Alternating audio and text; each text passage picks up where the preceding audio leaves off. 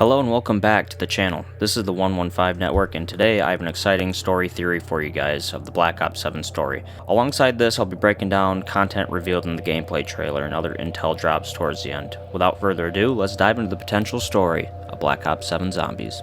As we know so far, the Black Ops 7 story starts with a Requiem crew being pulled through and transported to the Dark Aether via the Sentinel artifact by the Great Voice from beyond.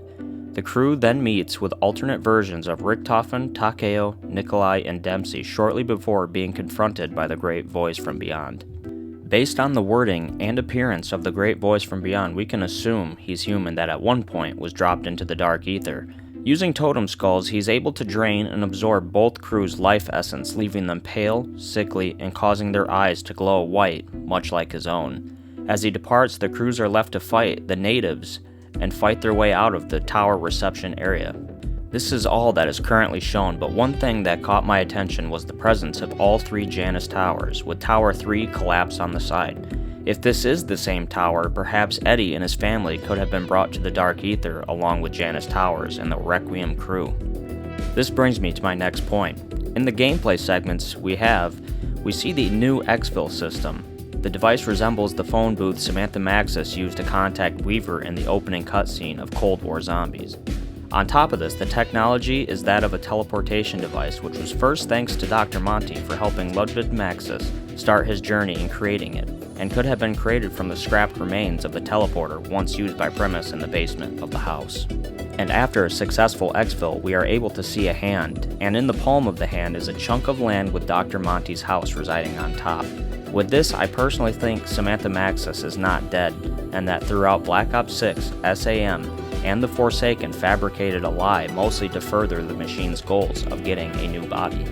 I predict that Samantha has assumed the head of what's left of Agartha. Much like Dr. Monty, it's currently unknown if she's being assisted by him or even the new Keeper Apothecant hybrids, but she's likely assumed the role to provide the safe house for the lost souls and the broken inside the Dark Aether.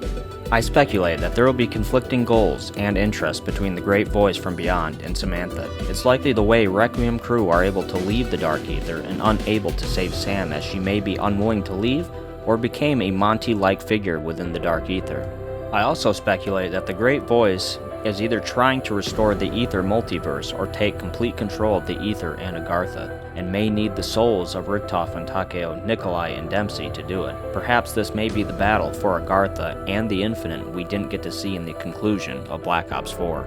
I understand it's a heavy-hitting theory to explain a gameplay feature and mechanic, but with the lore implications, I don't think it should be easily overlooked, especially considering showing and depicting Agartha or Dr. Monty's house and the device deeply associated with Samantha Maxis. With all of this considered, it's worth wondering if Samantha Maxis could fulfill the promise she couldn't keep and bring the family of Richtofen to the safe house, assuming they were plunged into the Dark Aether along with Janus Towers. Back over to the new iterations of the Ultimus and Primus crew. It's been confirmed they all hail from new timelines, starting with Richtofen. He hails from a timeline in the 1940s where the Axis powers won World War II. From his outfit, he's a 935 scientist and in a uniformed service. Dempsey from another timeline set in the jungles of Vietnam in the 1960s. Takeo from 1500 feudal Japan as a disgraced samurai, and Nikolai from 1980s Soviet invasion of Afghanistan. In Ashes of the Damned, the new jump pads depict a logo of Group 935. It's unclear if it's the old Aether universe version that was plunged into the Dark Aether, or the new one from which Richtofen works for. It's unknown how this new multiverse came to be, but it could be much like the Tree of Life as far as the structure, with the base and trunk being that of Eddie and Samantha's new universe, and the stable branches being that of the new original four, maybe as part of them giving a chance at their wishes they stated to Primus Nikolai and tagged their totem.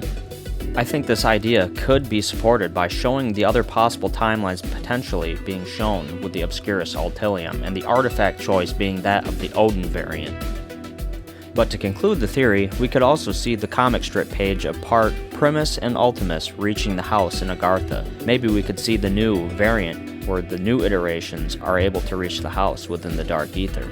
Moving on to Ashes of the Damned, we are introduced to new entities to Black Ops 7, the Twins. I've heard mention of this possibly being Ava Jensen in the entity, but this probably isn't the case due to not only not existing at this point, but whoever this was, they had built a reputation of being liars and known figures within the Dark Aether or at the Van Dorn farm. Within the farm, we also get introduced to an unknown device shaped like a cube. It has the patterns and circles found in Origins and other locations like the Citadel de Moore boss arena, and the pillars used to help attune the Sentinel artifact atop Janus Towers. It's likely that the creator of this device is associated with the tomb and the artifact found in the Nexus. Alongside, there is whispers that emanate out of it, and there appears to be a body stuffed inside. Perhaps there could be a demon trapped inside and has the words, "In blood, it must be awakened," next to it. With the map itself, we have a few different POIs. Allegedly, most have been pulled into the Dark Aether following a mass casualty event, or in the case of Janus Towers, pulled in due to an artifact use. But one thing that caught my eye was the vegetation that grew within the facility. When in the Janus Towers Plaza, we see the abundance of the vegetation outside and grown, so the Aether Reactor could have gave the Great Voice from Beyond the ability to sink the towers into the Dark Aether. As for the Cosmodrome, maybe we could see the Casimir mechanism type device with old tie-ins to the Aether storyline, like Ted's head formerly located in the empty Earth dimension created by an alternate Ludwig Maxis. Ted could have some former insights with the former employer's Broken Arrow. Be mindful that some of these concepts could be the future direction of the Zombies series and may not be expanded upon until the ending of Black Ops 7 and onward. I foresee most of the story revolving around our characters and the Great Voice from Beyond, with the battle for their souls and Samantha maybe appearing at the end. To start the breakdown of the game mechanics and content, we'll first start off with what's being transferred from Black Ops 6. The Easter egg skin rewards for Maya, Weaver, Carver, and Gray are all being transferred over and available day 1. Gobblegums will also be available day 1 from Black Ops 6, and with the addition of 6 new ones. These additions are: Aftertaste, keep all your perks after being revived; Reequipment, your equipment slots refill over time; Power Vacuum, kills have a higher chance to spawn power-ups; Round Off, rounds are prevented from advancing for 2 rounds; Armorgeddon, instantly receive a 3-plate armor vest and full plates; and Gift Card, gain 30,000 essence, cannot be combined with other bonuses. In addition to new guns, we also have access to new perk, ammo mod, mutant injection, and field upgrade. The new perk Wisp T, summon a protective ethereal creature after getting multiple kills, and customize which Wisp spirit aids you through the augment system, a demon, fox, monkey, or maiden. The new field upgrade, Toxic Growth, is back and thornier than ever, with 8 new augments to help you put some space between you and the Horde. The major augments are Putricant. Toxic Growth takes up a wider area, and enemies that enter the growth continue to be slowed after leaving it. Core Deception, the first normal and special enemy to walk into the growth, is entangled and charmed, attacking other enemies that enter. Pollination, enemies killed by the growth explode, dealing toxic damage to nearby enemies and slowing them. Zutri, the first normal or special enemy to walk into the growth, becomes the toxic growth itself. The minor augments are Ankle Shredder, enemies moving through the growth are even slower. Green Thumb, significantly increase the toxic growth health. Extra Charge, increase max charges by 1. And Plant Food, killing enemies with the toxic growth has a chance to drop healing fruit. The new ammo mod, every bullet that hits a normal or special enemy has a chance to launch fireworks that target enemies, with 8 new augments to choose from. Major augments include Big Game. Fireworks can activate on elite enemies, creating a bigger light show. Starburst, fireworks explodes immediately, sending flares through enemies in all directions. Weeping Willow, instead of targeting enemies, that flares will land on the ground and explode for a while. Firewheel creates 2 firewheels that spin around and damage enemies. Minor augments include Starlight, fireworks launches more flares. Big Bang, fireworks fires deal more damage to special and elite enemies. High Yield, increase the area of effect, and Short Fuse, fireworks cooldown is reduced. And lastly, players will now be able to become an Elder Disciple for a short time as a mutant injection.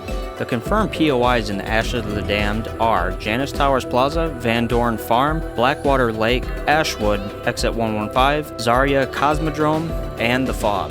With some aesthetic changes, we now will have access to a new ammo box, which depicts Mr. Peaks, and the new Origins mystery box originally appearing on the battlefields of the First Great War in Dimension 63, likely a discovery and remnant of the Keeper Apothecon War during their second war for Agartha. Continuing on, we have the new TED task replacing the SAM trial seen in Black Ops 6.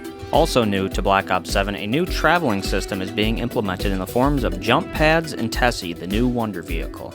We also have 2 new enemy types, the Ravager and Zursa, replacing special zombie rounds and elite enemy types. Ravagers are able to destroy scrap, dropped equipment, and dropped weapons. And to conclude this video at hand, we are getting the intel system back, and 4 pages have been released depicting elements in the map, and it's suggested to be a Russian survivor. It's currently unknown if he is related to the Cosmodrome or his current whereabouts within the Dark Aether. As always, don't forget to support the channel with a like and or sub, and hit the bell to stay up to date with all the latest zombies content. Thank you for watching.